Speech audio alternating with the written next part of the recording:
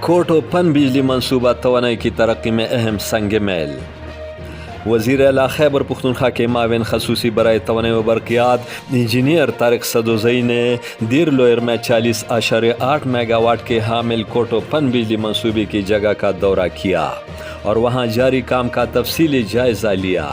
Project director engineer سلطانی روم نے briefing دیتے ہوئے بتایا کہ کوٹو منصوبہ 10 اگست 2025 کو کامیابی کے ساتھ کمرشل آپریشن ڈیٹ COD پر داخل ہوا اور اب قومی گرڈ کو خاطر خواہ مقدار میں بجلی فراہم کر رہا ہے۔